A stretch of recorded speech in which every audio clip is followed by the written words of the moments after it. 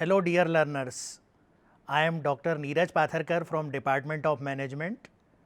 Today I will be taking important topics from Principles of Management related with staffing. As you know, staffing is a very vital HR function. So, we will be discussing various aspects under staffing function.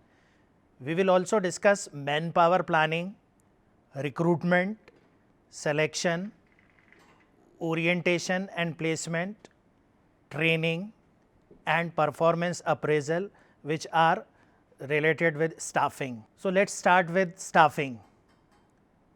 Staffing is the process of hiring eligible candidates in the organization or company for specific positions. It can be defined as one of the most important functions of management, which involves the procedure of filling the vacant positions by right candidates at the right time in any organization. Thus, staffing is an operation of recruiting the employees by evaluating their skills, knowledge and then offering them specific job roles accordingly. Now, let us see the functions of staffing. Number 1, to obtain qualified personnel for different job positions in the organization. Number 2, as right person is recruited for the right job, therefore, it leads to maximum productivity and higher performance. It helps in ensuring the optimum utilization of human resource. We all know that human resource, they are very vital for the success and growth of any organization. So, proper staffing enable the recruitment of appropriate human resources in the organization. Then this function also results in job satisfaction and increased morale for the workers, because the organization is recruiting right person for the right job. Staffing also ensures to fulfill the requirement of specialists, experts and technocrats in the organization. So, by the way of proper and planned staffing, we can ensure the availability of efficient, talented and highly skilled workforce in the organization. It also ensures the continuity and growth of the organization through the development of managers. So, proper staffing, as we can conclude, is vital for the growth and development of any organization. Now, let us see the important characteristics of staffing. Number 1, people centered. Staffing function is always people centered, because at the end of the day, human beings, they are being recruited to fulfill various requirements of the organization at different positions. Then second is responsibility of manager. Since staffing is a very vital function, so it is of high importance that the HR manager should recruit right person for right job. So, the responsibility of the HR manager is immense, so that his selection always proves correct. Then third, human relation skills. Under staffing, human relation skills, they are of paramount importance, because at the end of the day, skillful people, qualified and technically well equipped people, they are the asset in the organization and they need to be recruited right on time from the market. So, that is another vital characteristic. Then fourth one, it is a continuous function, which means that staffing is not a one time process, it keeps on continuing in the long run. That means that whenever you require people, whenever some people leave your organization, posts are vacant, so you need to initiate staffing activities. So, it is a continuous function, because organization, they are growth oriented, they keep on growing. So, the manpower requirement keeps on increasing. So, accordingly staffing function has to be discharged on a continuous basis. Next, importance of staffing. First point, efficient performance of other functions. That means, if you perform staffing function in a proper manner, you will be able to get right people for right type of job. So, by that all the organizational function pertaining to finance, marketing, advertising, production and so on, they will be discharged in a proper manner because you have recruited proper and efficient personnel. Then next is effective use of technology and other resources. That can also be ensured with the help of staffing. How? Under staffing you can recruit technically sound and competent people who can deal with latest technology. So, that will be very much handy in manufacturing concerns particularly. Then next is optimum utilization of human resources. That is another vital important aspect under staffing, that if proper staffing is done in an organization, you are always in a position to utilize your human resources, human capital in a proper manner, optimum manner. This way you will be able to develop the human capital also, because ultimately all human beings, all human resources, they are your assets. Therefore, it is known as human capital. So, you can always keep on nurturing, training your employees so that they can become more useful, they can become more skillful for your organization.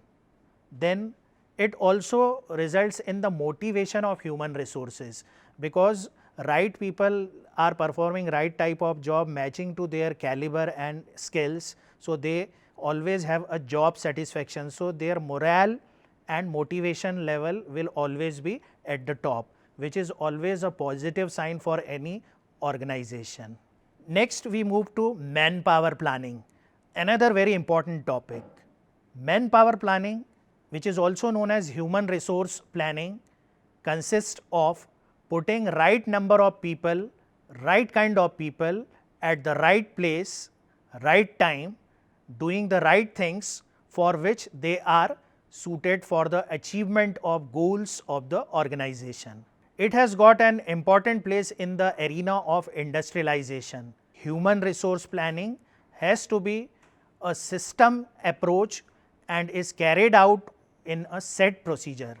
The procedure is as follows. Step number 1, analyzing the current manpower inventory, which means that the HR manager should always have a updated information about the present status of the manpower, whether manpower is appropriate in number, whether it is short, whether you require further more people to be recruited in your organization. So, that analysis of current situation has to be there. Then step number 2, making future manpower forecast, another very vital step under manpower planning. It means that generally the organization, they are growth oriented, they may diverse in future, they may enter into different fields. So, what type of manpower will be required in future? So, estimating the future requirements pertaining to the manpower needs, which has to be done well in advance, so that you can arrange for such human resources well in advance before entering into all such endeavors. So, that is another vital step under manpower planning. Next, developing employment programs. It means that when you have analyzed the current manpower inventory, you have also thought of the future requirement. The next step will be developing employment programs. It means that organizing the recruitment drives, contacting various resources through which you can arrange the necessary human resources, human capital, you can recruit people. All such things are to be finalized under employment programs. You have to design your employment programs well in advance in a proper manner, so that you can conduct all those on time and you can finally get right people for your organization. Then step number 4 is design training programs. It means that once the employees are recruited in your organization, you need to train them. Not only the newly inducted employees, they require training, but the existing employees can also be subjected to training if there is any requirement as such. Maybe due to change in technology, change in procedures, you need to update your existing staff also, and for that you can organize training programs so that you can hone their skills and make them competent. Next is need of manpower planning. That is why manpower planning is required. Number 1, shortages and surpluses can be identified so that quick action can be taken wherever required, which means that at times you may be lacking the human resources, or at times you have surplus human resources. So, both the situation need to be identified and a prompt action should be taken accordingly. Then all the recruitment and selection programs which the organization is undertaking are based on manpower planning. It means that if you properly plan, then accordingly you can organize the recruitment drives and you can select the right people for your different organizational needs. Then it also helps to reduce the labor cost, as excess staff can be identified and thereby overstaffing can be avoided. Overstaffing, as you know, is a very challenging situation in organizations. People with no work and you have to remunerate them is a situation which every employer will like to tolerate. So, this also need to be kept in mind. Next, it also helps to identify the available talents in a concern, and accordingly training programs can be chalked out to develop those talents. It also helps in growth and diversification of business. Through manpower planning, human resources can be readily available and they can be utilized in best manner. Next, importance of manpower planning. Why manpower planning is important in organizations? Number 1, it is key to managerial functions. So, it means that there are different managerial functions pertaining to different functional areas: marketing, HR, finance, production, purchase. So many functions are there. So, those functions can be performed only when proper manpower planning is done and you have people to discharge all those managerial functions. Similarly, point number 2, efficient utilization of human resources. Through proper manpower planning, this can also be ensured properly that the organization can effectively and efficiently utilize the existing human resources. Then it also results in motivation to employees. Proper manpower planning means that there will be always a person to bridge the gap, to fill the vacant position, and thereby the organizational working will be carried out in a smooth manner. So, that way employees, they will be satisfied with their job also. So, they will have high level of motivation and morale. Next, better human relations, that can also be ensured through proper manpower planning, because at the end of the day in organizations it is all about the interaction of people. So, if proper manpower planning is done, people have a proper hierarchy, so they will have a proper channel of communication. That way they will be able to build a proper work culture and environment in the company. So, that way better human relations will be possible, and of course, it will always result in higher productivity and high efficiency, because you have done your manpower planning and it will provide you the needful, and you will have all the necessary human resources to discharge various vital functions in your organization, and this way you can become a market leader. Now, let us move to a very important topic, recruitment. Recruitment refers to the overall process of attracting, shortlisting, selecting and appointing suitable candidates for jobs within an organization. It can also refer to the process involved in choosing individuals for unpaid roles. Managers, human resource journalists, recruitment specialists carry out recruitment drives for various organizations. Public sector employment agencies, commercial recruitment agencies or specialist search consultancies are also responsible for undertaking the recruitment process for various companies. Recruitment is generally considered to be a positive process as it motivates more of candidate to apply for the job. It creates a pool of applicants. Next, sources of recruitment, that is from where you recruit. So, basically there are two sources of recruitment. First is internal sources and second one is external sources. So, let us see what is internal recruitment. Internal recruitment is a recruitment which takes place within the organization. Internal sources of recruitment are readily available to an organization. So, it results in saving of time, money and efforts. Examples of internal sources are transfers, promotions, re-employment of ex-employees, etc.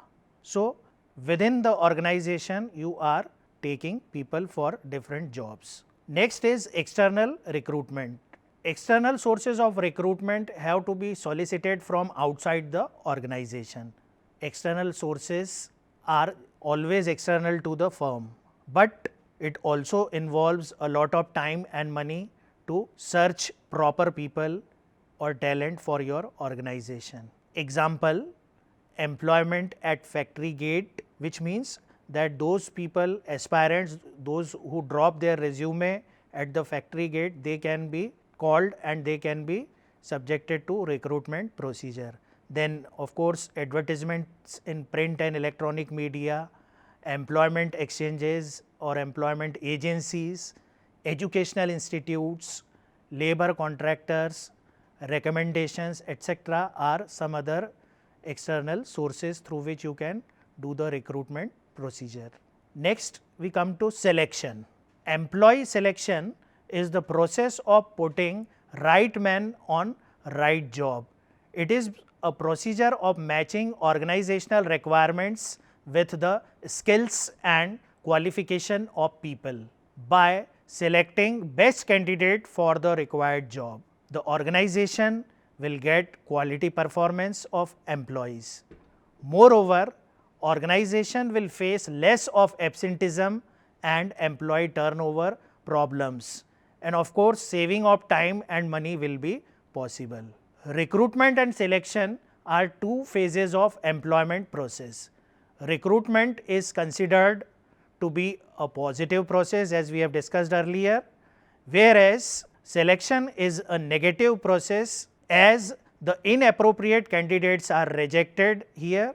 Recruitment precedes selection in the staffing process. Selection involves choosing the best candidate with best abilities, skills and knowledge for the required job. Now, let us have a look towards employee selection process. This process have following steps. Step number 1 is preliminary interviews. It is also known as screening interview. It is used to eliminate those candidates who do not meet the minimum eligibility criteria laid down by the organization. The skills, academic and family background, competencies and interest of the candidate are examined during the screening interviews. Step number 2 is application blanks. The candidates who clear the screening interview are required to fill application blank. Basically, it is a document which contains information to be filled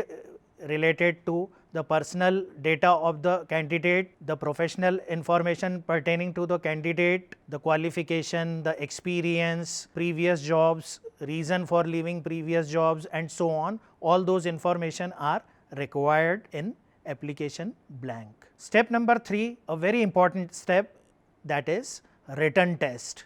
This stage is required when the number of candidates are very high. So, in this different types of tests are organized, which may be aptitude test, intelligence test, reasoning test, personality test, etc.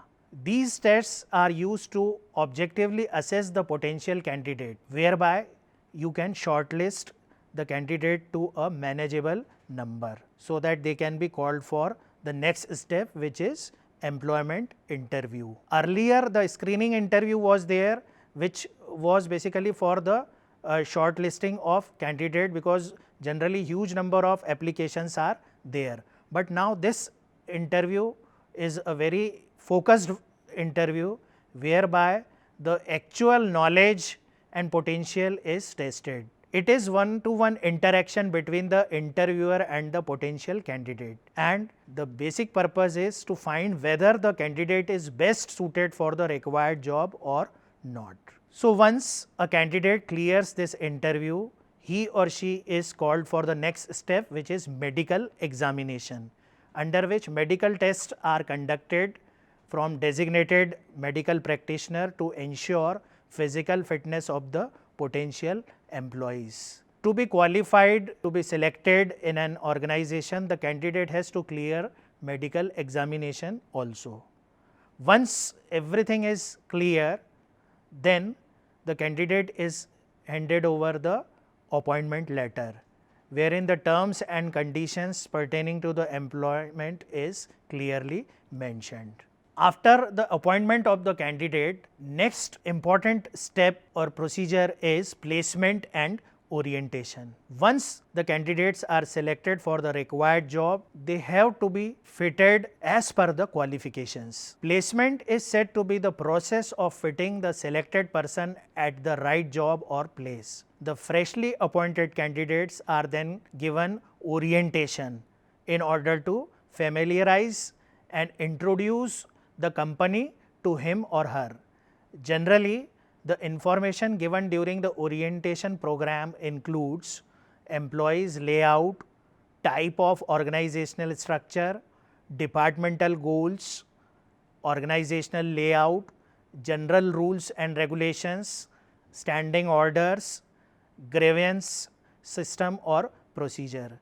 So, basically it is an attempt whereby the company try to familiarize the newly inducted employee about the work culture of the organization. Similarly, it is an opportunity for the newly recruited candidate also to get acquainted with the organization. Next very important topic is employee training. First we will see why training is needed and why it is important. As you all know, training is the process of enhancing the skills, capabilities and knowledge of employees for doing a particular job. This training process molds the thinking of employees and leads to quality performance of employees. It is a continuous and never ending process. It is crucial for organizational development and success. It is fruitful not only to the employee, but to the employer also. An employee will become more efficient and productive if he or she is given training on time. So, we see that in organizational context, employee they need to be trained properly by organizing different training programs as per the requirement. Generally, training is given on 4 basic grounds. First, the new candidates who join an organization are given training. This training familiarizes them with the organizational mission, vision, rules and regulations and the working conditions. Similarly, the existing employees are trained to refresh and enhance their existing knowledge. If any updations and amendments takes place in technology, training is given to cope up with those changes. For instance, the employees are trained about the use of new equipments and work methods. Similarly, when promotion and career growth becomes important, training is given to certain employees and they are prepared to share the responsibilities of the higher level posts in future. Now, let us see the benefits of training. What advantages training provides to the employer and the employees? Number 1, it improves morale of employees because it boosts up their morale and motivation level as they find themselves more knowledgeable, more skillful after the end of the training. This also results in less employee absenteeism and turnover. So, that way it is beneficial to the organization also. Similarly, it require less supervision from the side of the supervisor or the manager, because already the subordinates, they have got the required training. So, they are capable of doing that particular job efficiently. So, it will ultimately result in less wastage of time and efforts. Similarly, it will lead to less accidents at workplace. As a result of training, the workers, they are more efficient, they are more expert in their job. So, that way they can perform their job in a very safer manner. It also results in enhanced proficiency of the employees, and therefore, the chances of promotion increases, and of course, it results in increased productivity. So, we have seen manifold advantages of training. Now, let us see how this training is imparted under the topic methods of training. Broadly, there are two methods of training. First one is on the job training and the second is off the job training. First method, on the job training. Under this method, training is given to the employees within the routine working of a concern. It is a simple and cost effective training method. The employees are trained in actual working scenario. The motto of such training is learning by doing. Examples are job rotation, job instructions, coaching, mentoring, etc. So, generally the senior employees, the immediate superiors, the managers, they can give the required instructions, coaching, and they can be mentor to the newly recruited employees. Similarly, through job rotation also, employees can have a knowledge of different types of tasks in their organization. A good example can be seen in banks, where an employee is subjected to different jobs. So, they have the knowledge of doing different jobs. If anyone is absent, they can fill in that position very effectively. Next method is off the job training. In this method, training is provided away from the actual working environment. Such method is costly and is effective if and only if large number of employees have to be trained within a short time period. It is generally used in case of new employees. Examples are vestibule training, which means that the real training, on the job training, has certain threats, like it can at times harm the employee himself or herself, or it can result in loss to machine. So, it is done outside the workplace, so that similar conditions, similar machinery is provided and the employees can learn how to operate those machinery. Another example is case study method, through which the employees are imparted the necessary training. Similarly, it can also be given through workshops, seminar and conferences. It can also be imparted through simulation, where artificial or hypothetical situation is created and the employees are given tasks to resolve the particular problem. So, this way employee can learn their job in a proper manner. Next topic is performance appraisal. Performance appraisal is a systematic process in which employee performance at work is evaluated in relation to projects on which employees has worked and his contribution to the organization. It is a continuous process to secure information necessary for making correct and objective decisions on employees. It helps the managers to place right employees for the right jobs depending on their skills. The basic purpose of performance appraisal is to identify employees' worth and contribution to the company. Appraisal of both subjective and objective factors, including attendance, efficiency, attitude, behavior, friendliness, quality of work, amount of work, etc., need to be done. So, every company needs a good performance appraisal system, so that it can weigh the performance or measure the performance of the employees. How it is done? Performance appraisal process is a systematic way whereby you can measure the employee performance. It follows following steps. Step number 1, setting performance standards. That is, certain standards of performance, they are predetermined. Some predetermined measurable goals are set. Then the actual performance is measured. Then the comparison of the preset standards and goals with the actual performance is made. Finally, it is discussed with the employee whether they have met the expectations or whether they fail to meet the expectations or they have exceeded the expectations. So, this is finally informed to the employee, and this way the employee come to know his or her performance, that enable him to take corrective actions also, which is good for him or her also as well as for the organization. And thereafter the set standards are determined for the next cycle. So, it is a ongoing process. Performance appraisal is a ongoing process. Now, let us move to tools and techniques of performance appraisal. First one is confidential report. Generally, the managers are entrusted with the task of preparing confidential report for the subordinates. In different departments, various managers, they prepare the confidential report of the employees and submit it to the top management for necessary action. Similar to confidential report, the second method, essay method, wherein the manager is required to write the entire performance report of the employee in a essay form and submit it to the organization.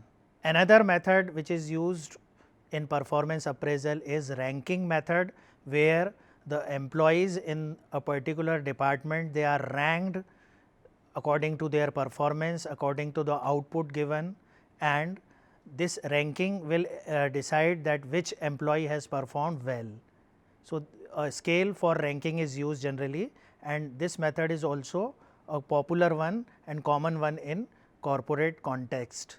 Another method for performance appraisal is human resource accounting method, where the performance of the employees is measured and its proper accounting is done, whether they have done properly or not throughout the year, whether they have underperformed, whether they have exceeded the expectations of the management, everything is accounted and a report is presented to the management. Next one is behaviorally anchored rating scales, abbreviated as BARS.